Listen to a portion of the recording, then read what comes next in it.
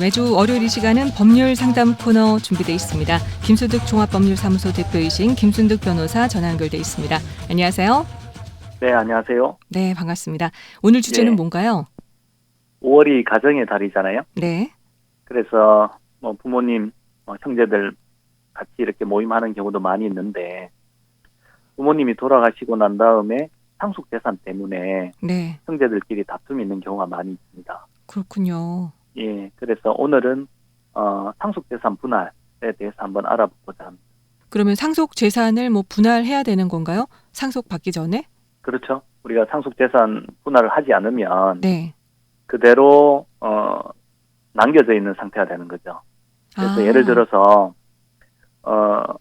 우리 이제 법률적인 용어로 피상속인은 이제 사망함으로써 상속인에게 그 상속을 하게 되는 그 사람을 말하는 거거든요. 네, 그래서 예를 들어서 이제 부모님이 이제 돌아가셨다고 했을 때 부모님 재산이 있을 거잖아요. 네, 그 재산에 대해서 부모님이 돌아가시기 전에 이 재산에 대해서는 뭐 자녀 누구 거, 이 재산은 뭐 자녀 누구 거 이런 식으로 정해주는 경우도 있고 정하지 않고 사전에 이렇게 정려나 어떤 그 권리 변동을 시키지 않은 상태에서 네, 그대로 부모님 명의로 된 재산이 남아 있는 상태에서 돌아가시는 경우도 있잖아요. 네, 이런 경우에 이제 정리를 해야 될 거 아닙니까?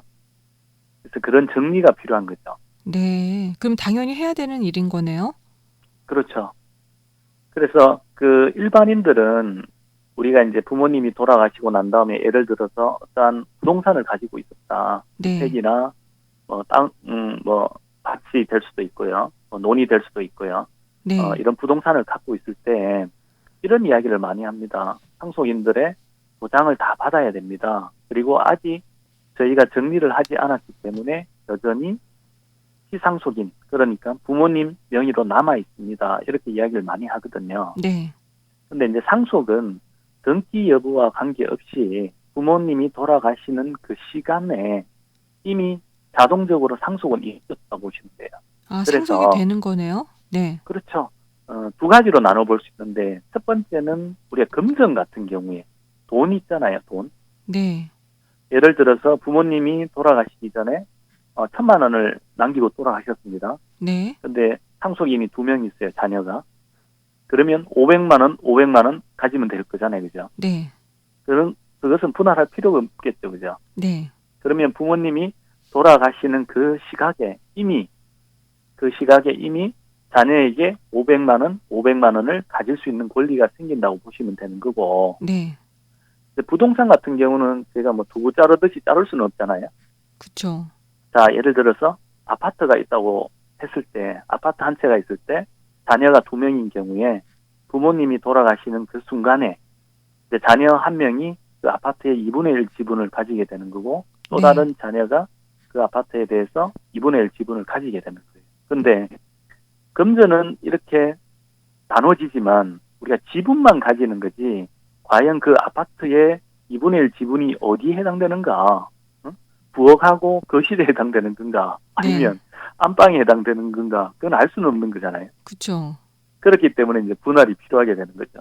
또 이제 분할을 하는 데 있어서 자녀 중에 어떤 자녀는 부모님이 살아 계실 때 굉장히 기여를 많이 하거나 이런 분들도 있잖아요. 그죠? 네, 그렇기 때문에 서로 이제 형제 간에 분할을 하면서 분할의 비율을 또 달리 할 수도 있는 겁니다.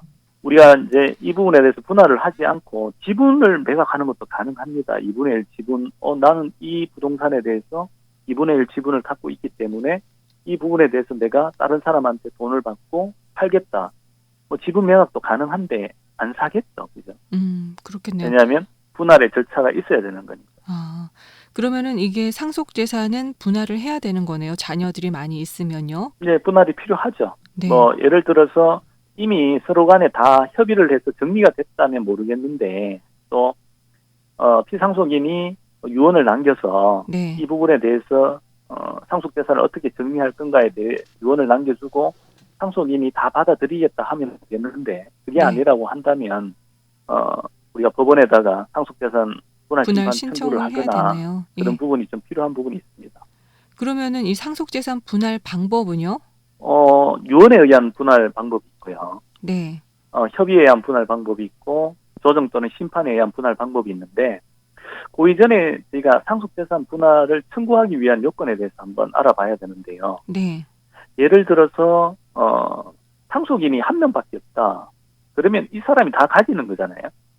부모님이 돌아가셨는데 자녀가 한 명밖에 없다. 그러면 부모님 재산을 이 자녀 한 명이 다 가지는 거가 되겠죠. 그러면 분할이 필요가 없는 거죠. 네. 분할이 필요가 없는 거고 또 이런 경우가 있습니다. 우리가 시상속인이 유언으로 또는 이제 공동상속인 그러니까 예를 들어서 자녀가 2명이 우리는 상속이 계시더라도 5년 안에는 분할을 하지 말자 이렇게 합의를 한 경우에는 5년 범위 안에서는 분할을 금지할 수가 있습니다. 그런데 그런 분할에 대한 금지가 없으면 언제든지 분할 청구는 가능합니다. 그렇군요. 그러면 이 상속재산 분할을 청구하기 위해서는 뭘 준비해야 되나요? 이제 기본적으로 이제 상속재산에 대한 부분에 대한 파악이 중요한 거고요. 네. 그리고 서로 간에 이제 협의를 많이 하겠죠. 서로 이야기를 해서 어떤 상속재산에 대해서는 누가 가지고 어떤 상속재산에 대해서는 누가 가지고 이런 식으로 협의를 많이 하는데 네. 근데 실무적으로 조금 이 쟁점과 관련해서 많이 문제가 되는 부분이 제가 좀 전에 설명드린 것과 같이 금전 있잖아요. 금전. 네. 금전은 분할할 필요가 없다고 그랬잖아요. 자동으로 돌아가시는 그 순간에 자동으로 지분에 따라서 가지는 거거든요. 네. 예를 들어서 1,000만 원에 대해서 상속인이 2명이다. 500만 원, 500만 원 되잖아요. 네. 그래서 부모님이 은행에 예금 채권이 있을 수 있잖아요. 돌아가시기 전에. 네. 은행에 이제 2,000만 원의 예금 채권이 있습니다. 그래서 자녀 2명이 있는데 서로 분할할 필요도 없이 1,000만 원 채권을 가지는 거라고 했잖아요. 네. 그러면 은행에 가서 내 몫인 1,000만 원을 주십시오. 이렇게 이야기를 많이 하겠죠. 네. 그러면 은행에서 줘야 되겠죠. 왜? 분할이 됐으니까. 분할이 됐는 게 아니라 금전은 분할할 필요가 없다고 그랬잖아요. 네. 자동으로 돼 있기 때문이죠. 그렇죠. 근데 그러면 네. 그 1,000만 원을 줘야 되는데 금융권에서 돈을 주지 않습니다. 왜요? 금융권에서 이제 다른 상속인의 동의를 받아오라 그래요. 네.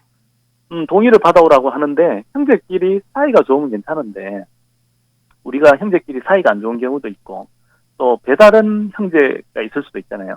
네. 그리고 상속인들 중에 서로 왕래가 없는 경우도 있는 경우도 많이 있고 하기 때문에 같이 가서 이 수령하기가 쉽지가 않거든요. 아, 그렇군요. 그래서 어차피 법적으로 금전 채무는 분할의 대상이 아니기 때문에 내 몫을 달라고 하면 은행에서는 금융감독위원회에서 어떤 내부 기준이 있다고 하면서 돈을 주지 않습니다. 그래서 은행을 상대로 이 1,000만 원을 달라는 소송을 많이 합니다. 소송을 하면 은행에서는 돈을 줍니다. 아, 그렇군요. 네. 원래는 줘야 되는 거 맞아요. 소송하기 전에. 근데 은행에서는 저도 금융권에 다니는 친구가 있는데 이거는 사실은 그 사람의 몫을 줘야 된다고 이야기를 하지만 어떠한 내부 규정이 있는지는 모르겠는데 그 내부 규정은 당장 철폐돼야 될 것 같은데 근데 사실은 줘야 돼요. 예금 네. 채권에 대해서는. 예. 그리고 궁금한 게요. 그러면은 상속 재산이 있으면 참 좋은데 만약에 네. 빚이 있어요. 이건 어떻게 해야 네. 되나요? 빚 같은 경우에는 빚도 상속은 되는데 네. 저희가 빚을 떠안을 수는 없잖아요. 네. 그렇기 때문에 사망한 날로부터 3개월 내에 네. 이제 상속 원인을 난 날로부터 3개월 내에 우리가 상속 포기 나는 상속받지 않겠다. 그러면 빚이 승계가 안 되는 거겠죠, 저한테. 네. 그리고 한정 승인이라는 게 있습니다. 한정 승인은 예를 들어서 플러스 재산, 적극 재산이 있을 수 있고요. 네. 상속인이 소극 재산, 마이너스 재산, 빚이 있을 수도 있는데 정확하게 그 규모를 알 수가 없는 경우가 있지 않습니까? 네. 그렇기 때문에 적극 재산, 플러스 재산의 범위 내에서만 내가 책임지겠다는 게 한정 승인입니다. 그래서 알고 봤더니 부모님이 3천만 원의 적극 재산이 있었는데 채무가 5천만 원이 있더라. 그러면 나는 5천만 원에 대해서 책임지는 게 아니라 적극 재산인 3천만 원 범위 내에서만 책임을 지는 거예요. 네, 그렇군요. 그러면은 상속 재산 분할의 효과 언제부터인가요? 상속 재산은 제가 서두에서 말씀드린 것처럼 누구 명의로 대부분은 이제 부모님 명의로 남겨진 상태에서 부모님이 이제 돌아가시는 경우를 우리가 상정하거든요. 네. 근데 부모님 명의로 남겨져 있다 한다 하더라도 돌아가시는 그 순간에 이미 상속은 이루어진다고 말씀을 드렸잖아요. 네. 그래서 상속 재산 분할을 하면 서로 상속 개시된 때로부터 소급합니다. 그래서 예를 들어서 아파트가 두 채를 가진 부모님이 돌아가셨어요. 네. 다른 부모님도 안 계시고 이제 자녀가 2명 있다고 우리가 한번 생각해 봅시다. 그러면 네. A 아파트는 큰 자녀에게 주고 B 아파트에 대해서는 다른 자녀에게 줬을 때 네. 준다고 했을 때 서로 이제 협의가 됐습니다. A 아파트에 대해서는 예를 들어서 이제 그 첫째 자녀가 가지고 B 아파트에 아파트는 대해서는 둘째가 갖고. 둘째가 가지는 경우에 네. 아버지가 사망한 그 순간에 서로 협의가 됐다고 한다면 이 A 아파트를 언제 취득하느냐, 첫째 자녀가 아버지가 사망한 그 순간에 취득한 것으로 된다. 네. B 아파트도 마찬가지죠. 둘째가 아버지가 사망한 그 순간에 소급하게 되는 거예요. 네. 근데 여기서 조금 문제되는 게 있는데 우리가 예를 들어서 그 아파트를 누구에게 월세를 줄 경우가 있을 수 있잖아요. 네. 근데 상속재산 분할이라는 게 서로 간에 분할 소송을 할 수도 있고 서로 협의가 잘 안 돼서 기간이 굉장히 도가할 수도 있습니다. 그래서 부모님이 돌아가시고 한 3년이 정도 지나서 좋다. A 아파트는 큰 자녀가 가지고 B 아파트는 둘째가 가진다고 했을 때 소급한다고 했잖아요. 네. 제가 네. 돌아가신 그 순간에 가지게 되는 거다. 그러면 예를 들어서 A 아파트에 월세가 3년 동안 들어왔던 이 월세는 큰 자녀가 다 가지는 거냐. 왜냐.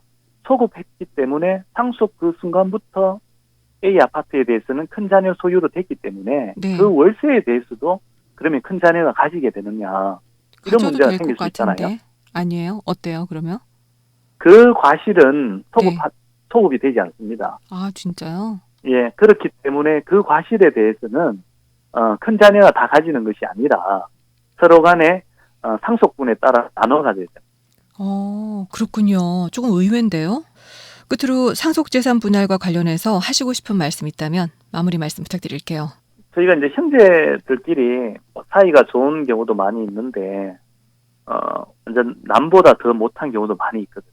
네. 저희가 뭐 소송 과정에서 보게 되면 재산이 많을수록 좀 그럴 것 같아요. 재산이 많을수록 그럴 수도 있는데 재산이 적은 경우에도 작은 경우에도 그런 서로 경우가 간에 많아요? 사소한 그런 오해 그런 부분에서 비롯돼서 네. 갈등이 많은 경우가 많이 있습니다. 그렇군요. 돈 문제는 많고 적은 게 아니라 그냥 문제를 많이 그렇죠. 일으킬 수도 있는 거네요. 예, 그래서 서로의 입장을 좀 더 이해를 하고 네. 좀 원만하게 해결하는 것이 좋은데 그래서 서로 간에 협의가 안 되면 우리가 가정법원에 심판 청구를 할 수밖에 없는데 네. 소송에 간다 하더라도 법원에서는 가족 간의 분쟁이기 때문에 될 수 있으면 좀 협의를 보기를 원하거든요. 네. 그래서 근데 이제 끝까지 그 한치 양보를 하지 않고 이제 그 판결이 났는데도 서로 비난하고 상대방에 대해서 뭐 세무서에 고발한다든가 계속적으로 분쟁이 이어지는 경우를 많이 봤습니다. 형제끼리요. 네. 안타깝네요. 그런 네. 것은 돌아가신 부모님이 그 장면을 보게 된다면 얼마나 가슴 아프겠습니까? 맞아요. 네. 그렇기 때문에 가족 간의 분쟁에 있어서는 서로 좀 충분한 대화를 통해서 서로 좀 원만하게 해결하는 것이 가장 좋지 않겠는 생각이 네. 듭니다. 알겠습니다. 오늘 상속재산 분할 심판 청구에 대해서 김순득 종합법률사무소 대표이신 김순득 변호사와 알아봤습니다. 도움 말씀 감사합니다.